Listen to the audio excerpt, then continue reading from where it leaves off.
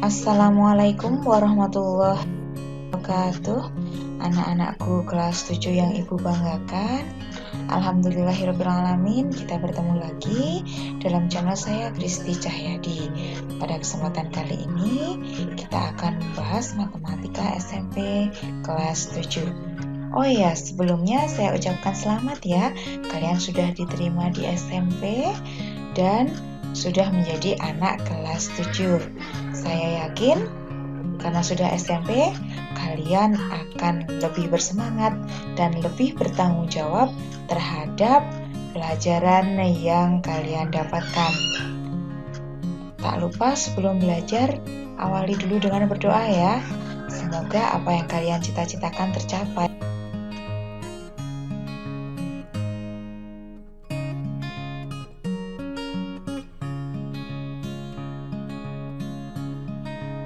Cakupan materi di kelas 7 semester 1 ini ada 3 materi.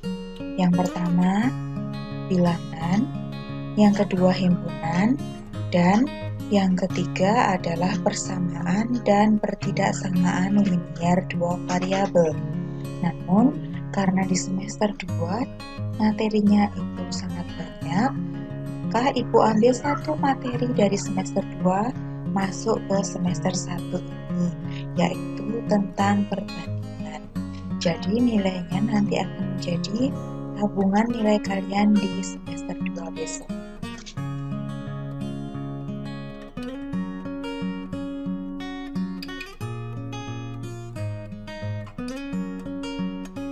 Untuk pertemuan pertama ini, setelah kalian menyimak video pembelajaran, diharapkan kalian dapat membandingkan bilangan bulat, melakukan operasi pada bilangan bulat, menentukan faktor, menentukan bilangan prima, KPK, dan FPB, serta dapat mengurutkan operasi hitung campuran. Untuk manfaatnya, saya yakin kalian sudah tahu banyak sekali manfaat mempelajari bilangan bulat dalam kehidupan sehari-hari.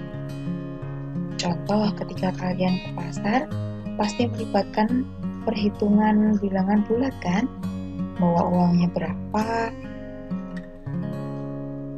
yang harus dibayarkan berapa, dan kembaliannya berapa. Itu semua memerlukan perhitungan bilangan bulat. Saya yakin kalian bisa menyebutkan contoh yang lainnya.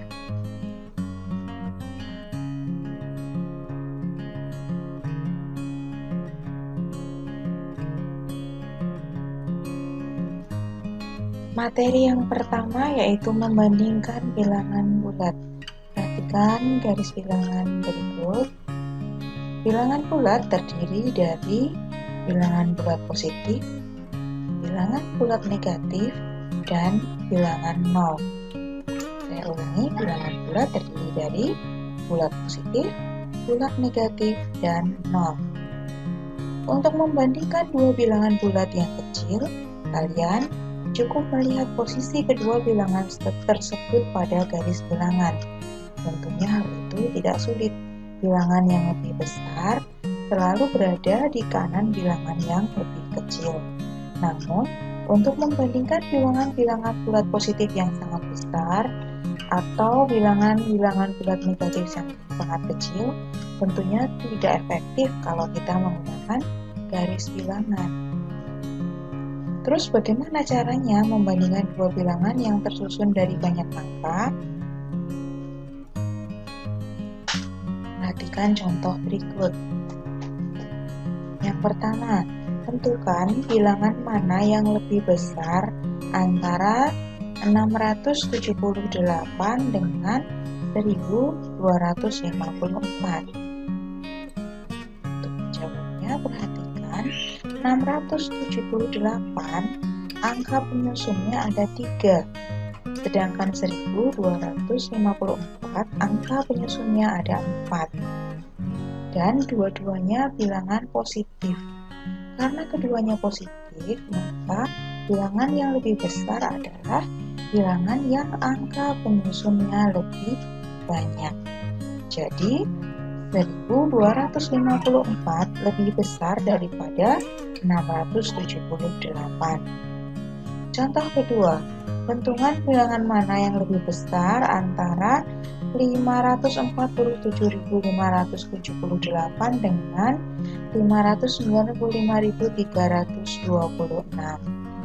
Perhatikan, ternyata dua-duanya tersusun dari 6 angka. Karena dua-duanya tersusun dari 6 angka penyusunnya sama, maka kita bandingkan mulai dari bilangan yang paling depan, yaitu 5. Dua-duanya paling depan angka 5. Berarti kita ke belakangnya. 4 dengan 9. 4 dengan 9 lebih besar 9. Jadi, bilangan 595.326 lebih besar daripada 547.578.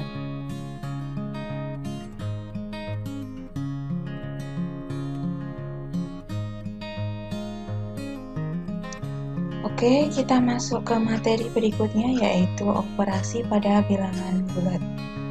Yang pertama, operasi penjumlahan dan pengurangan. Untuk bilangan-bilangan yang kecil, kita bisa menggunakan garis bilangan. Contohnya, negatif 2 ditambah 5. Negatif 2 berarti ke kiri 2 langkah, ditambah 5 berarti ke kanan 5 langkah. Diperoleh hasilnya adalah 3. Contoh berikutnya, 6 dikurangi 2. 6 berarti dari 0 ke kanan 6, kemudian dikurangi 2 berarti berjalan ke kiri 2 langkah, sehingga diperoleh 6 dikurangi 2 sama dengan 4. Bagaimanakah cara menjumlah atau mengurangi dua bilangan bulat yang sangat besar? Salah satu cara yang bisa digunakan yaitu dengan penjumlahan atau pengurangan bersusun. Ingat, saat melakukan penjumlahan atau pengurangan bersusun, posisi dari masing-masing angka penyusun harus tepat. Ini ada 12.459 ditambah 6.754, maka angka 6 letakkan di bawah angka 2 karena posisinya yang sama, yaitu menempati ribuan. Kalau sudah, urut dari yang paling belakang. 9 tambah 4, 3, sisa 1, 10 tambah 1, 11, nyimpan 1, tulis 2, nyimpan 1 lagi. Ya, jadi diperoleh hasilnya 19.213. Contoh yang kedua, pengurangan. Sama dengan penjumlahan tadi, pada pengurangan, posisi dari masing-masing angka penyusun harus sesuai. Kemudian, satu persatu dari kiri.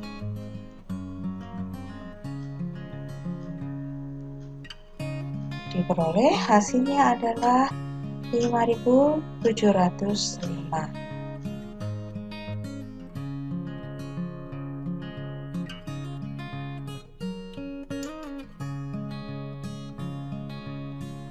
Pada operasi penjumlahan terdapat sifat berikut. Yang pertama adalah sifat komutatif, yaitu A ditambah B sama dengan B ditambah A.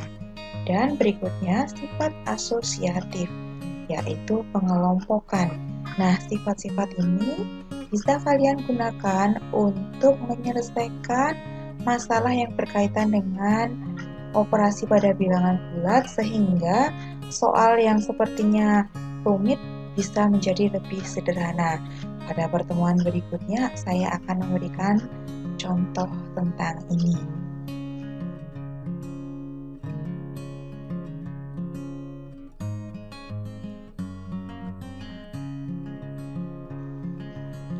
Sifat lain dari operasi penjumlahan yaitu yang pertama, bilangan genap jika ditambah dengan bilangan genap pasti akan menghasilkan bilangan genap. Kedua, bilangan genap jika ditambah dengan bilangan ganjil akan menghasilkan bilangan ganjil. Dan yang ketiga, bilangan ganjil jika ditambah dengan bilangan ganjil pasti akan menghasilkan bilangan genap.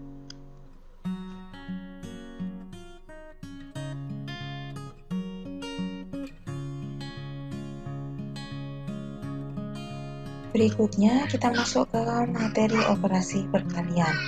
Jika kalian pernah ke dokter untuk periksa, kalian akan mendapatkan resep dokter ya. Ini adalah salah satu contoh resep. Di situ ditulis paracetamol 3 kali 1. Ini artinya adalah pasien meminum obat 3 kali dalam 1 hari. Meminumnya adalah 1 ditambah 1 ditambah 1. 3 kali 1 sama dengan 1 ditambah 1 ditambah 1. Ini merupakan konsep dari perkalian bilangan bulat. Jadi secara umum bisa dituliskan A kali B sama dengan B ditambah B ditambah B dan seterusnya, sehingga B-nya ada sebanyak A kali.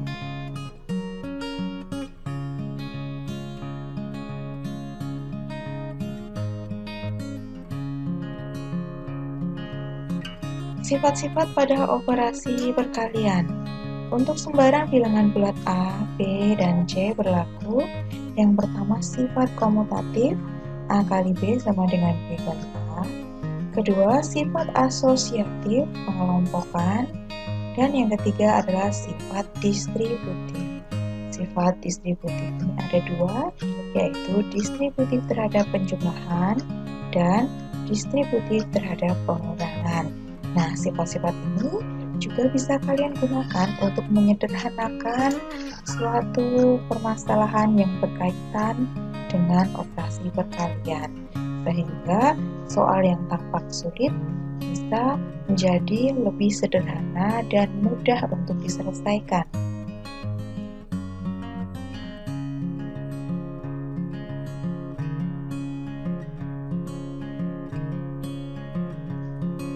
Perkalian 2 bilangan bulat tak nol. Saya yakin kalian sudah hafal benar, sudah paham benar dengan konsep ini. Bilangan positif dikalikan dengan bilangan positif akan menghasilkan bilangan positif. Ternyata konsep ini bisa kita kaitkan dengan konsep ketakwaan. Perhatikan, kolom pertama kalau positif berarti melaksanakan, kalau negatif berarti meninggalkan. Sedangkan kolom kedua kalau positif berarti perintah agama, sedangkan negatif berarti larangan agama. Hasilnya pada kolom ketiga, kalau positif berarti menjadi manusia bertakwa, sedangkan kalau negatif berarti tidak bertakwa. Dari yang pertama positif dan positif, melaksanakan perintah agama berarti takwa. Berikutnya positif dan negatif, melaksanakan larangan berarti tidak takwa. Larangan seharusnya tidak dilaksanakan ya, justru kita hindari.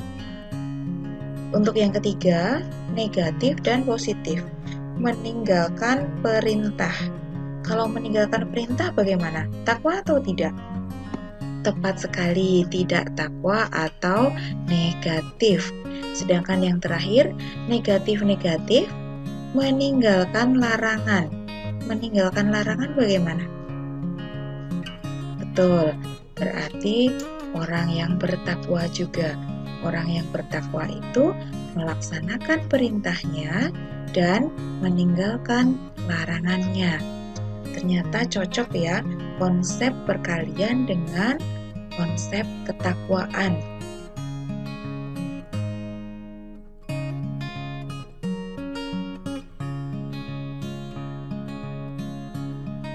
Berikutnya faktor bilangan bulat. Diketahui A dan B adalah bilangan bulat.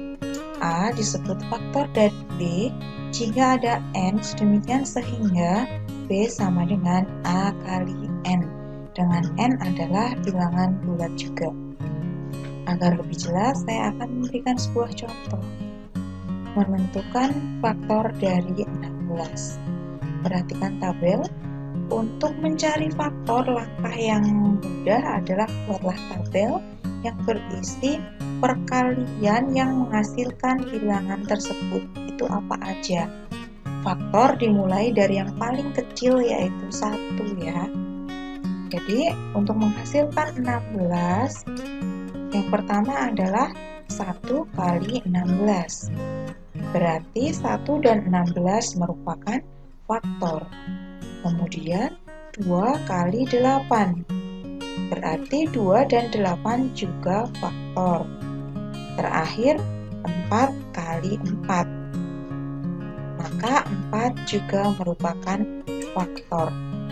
Saya ulangi, untuk mencari faktor, langkah paling mudah adalah membuat tabel yang isinya perkalian dua bilangan sehingga menghasilkan bilangan tersebut.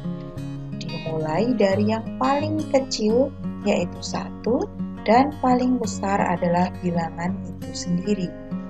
Jadi kesimpulannya, faktor dari 16 adalah 1, 2, 4, 8, dan 16. Ingat, ketika kita menuliskan, urutkan dari yang paling kecil sampai paling besar. Jika ada dua bilangan yang sama, kita tuliskan 1 kali saja.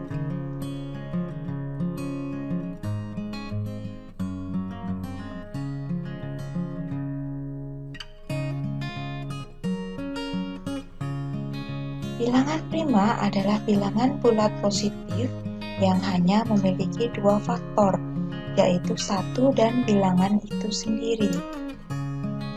Perhatikan tabel bilangan di bawah ini. Manakah yang merupakan bilangan prima? Tabel ini ada di buku PSE halaman 28. Jadi di rumah silahkan kamu ambil buku catatan, lalu buatlah tabel seperti ini dan silang yang bukan bilangan prima. Kemudian dicocokkan dengan hasil berikut. Nah, yang merupakan bilangan prima adalah 2, 3, 5, 7, 11, 13, 17, 19, 23, 29, 31, 37, 41, 43, dan 47. Itu adalah bilangan prima yang terletak di antara 1 dan 50.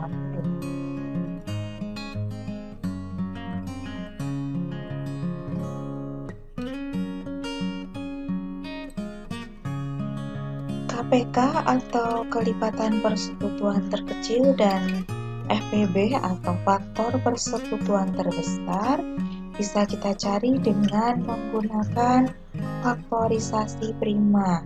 Sebagai contoh, kita akan menentukan KPK dan FPB dari 36 dan 60. Pertama, membuat pohon faktor dulu ya, yang saya yakin kamu di SD sudah mahir melakukannya. Kemudian kita tuliskan faktor primanya. Dari 36 adalah 2 pangkat 2 kali 3 pangkat 2. Kemudian faktorisasi prima dari 60 adalah 2 pangkat 2 kali 3 kali 5. Terus untuk mencari KPK, yang kita ambil adalah semua faktor dengan pangkat tertinggi. Berarti 3, 2, dan 5 semua dikalikan, lalu ambil pangkat tertingginya. 2 pangkat 2, 3 pangkat 2, dan 5 pangkat 1. Kemudian diselesaikan 4 kali 5 kali 9 kali 5. Diperoleh 180. Sedangkan untuk FPB-nya, yang kita kalikan adalah faktor yang sama dan pangkat terkecil. Pada 36 tidak ada faktor 5, jadi faktor 5 diabaikan untuk FPB, tidak ditulis. Hanya faktor 2 dan 3 Kemudian ambil pangkat terkecilnya. 2 pangkat 2 kali 3 pangkat 1. Kita selesaikan, hasilnya adalah 12.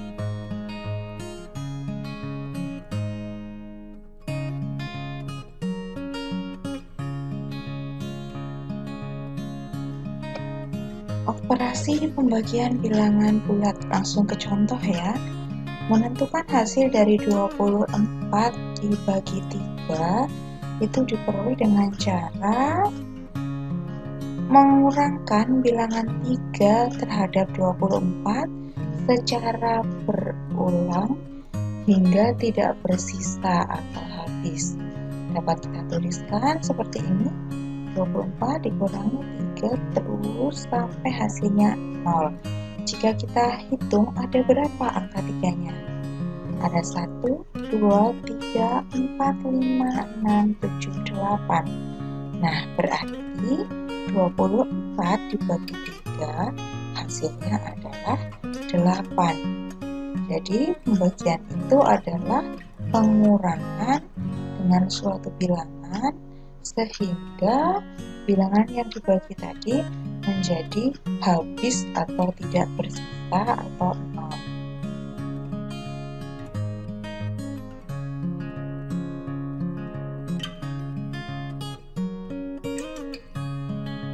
Materi terakhir yaitu urutan operasi hitung campuran.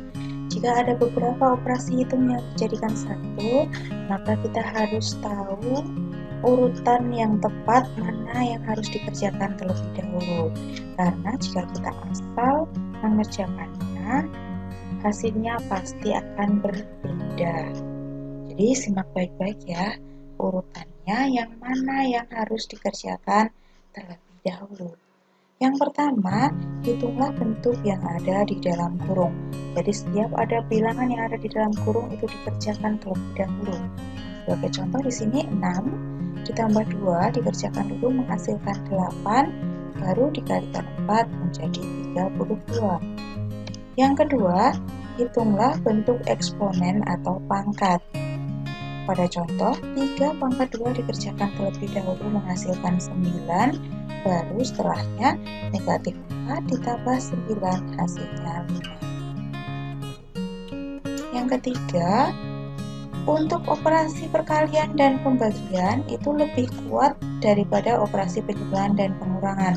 Jadi jika ada perkalian, pembagian, penjumlahan, pengurangan, maka yang kita kerjakan terlebih dahulu adalah perkalian dan pembagian. Sedangkan jika ada perkalian dan pembagian saja, maka kita menyelesaikannya urut dari kiri ke kanan. Sebagai contoh yang pertama, ada penjumlahan dan perkalian, maka yang kita kerjakan terlebih dahulu adalah perkaliannya. 3 kali 4 hasilnya 12, baru setelah itu 2 ditambah 12 hasilnya 14. Contoh yang kedua, di sini ada operasi pembagian dan perkalian. Sama kuatnya, maka kita kerjakan dari yang kiri. 48 dibagi 2, hasilnya 24. Kemudian baru dikalikan 3 sehingga menghasilkan 72. Contoh yang ketiga, ada operasi perkalian dan pembagian. Maka kita kerjakan urut dari kiri. Jadi kalau operasinya ini campurannya hanya perkalian dan pembagian, maka urutkan dari kiri, tidak peduli itu perkalian dulu atau pembagian dulu, urutkan dari kiri. Pada contoh yang ketiga, 24 dikalikan 2 hasilnya 48, baru dibagi 8, hasilnya adalah 6. Ukuran yang keempat, penjumlahan dan pengurangan itu sama kuat, jadi urutkan dari kiri ke kanan. Contoh yang pertama, ada operasi pengurangan, penjumlahan, dan perkalian. Karena perkalian adalah yang paling kuat, maka kita lakukan perkalian dulu. 5 kali 4 hasilnya 20. Setelah itu baru urut dari yang kiri. 3 dikurangi 2 hasilnya 1. kemudian 1 ditambah 20 hasilnya 21. Contoh yang kedua, ada operasi penjumlahan, pembagian, dan perkalian. Maka kita kerjakan pembagian dan perkaliannya terlebih dahulu. 4 dibagi 2 hasilnya 2, 5 dikalikan 4 hasilnya 20. Baru kita kerjakan urut dari kiri. 3 ditambah 2 hasilnya 5, kemudian dikurangi 20 sehingga menghasilkan negatif 15. Anak-anakku yang ibu sayangi, demikian tadi yang bisa saya sampaikan. Apapun yang terjadi, tetaplah tersenyum dan tetaplah bahagia. Ayo kita tebar semangat, belajar sepanjang hayat. Anak-anakku, rajinlah berdoa, giatlah berusaha, dan yakin pasti bisa. Saya akhiri. Wassalamualaikum warahmatullahi wabarakatuh.